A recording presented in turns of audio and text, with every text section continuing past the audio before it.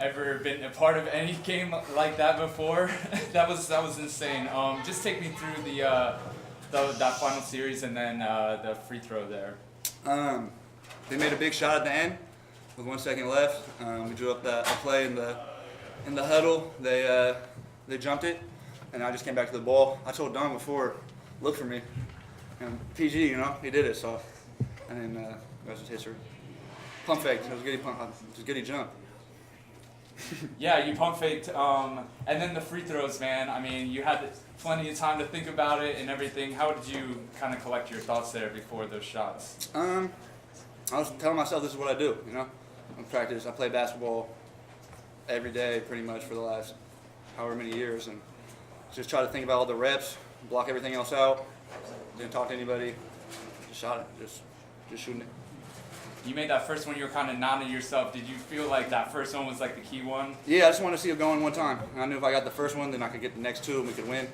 So I just wanted to see the first one go in, and it felt good when it did. That's for sure. You made the pass on that last play. I got to say, do you always, does coach always draw it up for you to throw it in like that on those long pass plays? We actually just put that play in yesterday in practice, and it worked really well in practice. Yesterday, we actually got a shot off in the same exact spot. So, I mean, it just goes down to execution. Now it's just we put the play in, and when it comes time to run it, we have to be able to execute it. And we did. Yeah.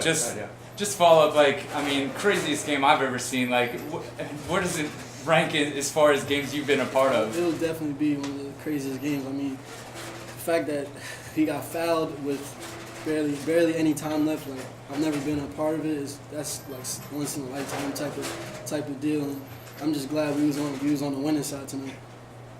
When I saw you were taking the ball out and probably a 6'9" guy was guarding the inbounds pass, the initial thoughts why is the probably the smallest guy on the court taking the ball out? Was it almost distracting, the screen, and I don't even remember who said it, but he got knocked flat. Yeah. Was that almost kind of distracting as you were throwing that pass? No, I mean, that's how we drew it up. We was hoping that the ref would call a foul, and the guy did run him over, but they actually slowed him down and opened up enough space for me to see the whole floor and to find Luke and for him to get the ball. What was it like, kind of waiting at half court while Luke's shooting those free throws? Yeah, it was tough. It was tough to watch. But at my bottom of my heart, I knew he was gonna make it. But it was just one of those things. It's tough to watch. You just so anticipating so much. You're so anxious, and you just praying that he switches him, and that's what he did. And I'm very glad that he was the man on the line tonight. Joe, how'd you guys win that game? Great kid's character. Some real poor coaching the first 10 minutes of the game. We thought that with our big lineup we could exploit matchup with Josh Martin and try to get him as a three, post him up as a three-man, curl him. We put way too much pressure on Josh to get the ball in positions. He felt too much pressure. He tried to create more than he needs to. That's my fault. And at least I didn't wait to halftime. We said, look, we took two timeouts in the first half. One was just to say, hey, we're not playing that bad. I'm coaching poorly. The second one was, hey, catch your breath. We'll make a few buckets. Let's get to single digits at half. And the character of the kids, there was a comment made on radio that after getting down by 20 to Fresno State and after getting down by 20 to Princeton, you'd wonder if the kids just pack it in there. And the character of kids, not the confidence, the character, because you can have a lot of confidence, but then when you get punched in the face, you kind of drop your head. And they believed in our coaching changes.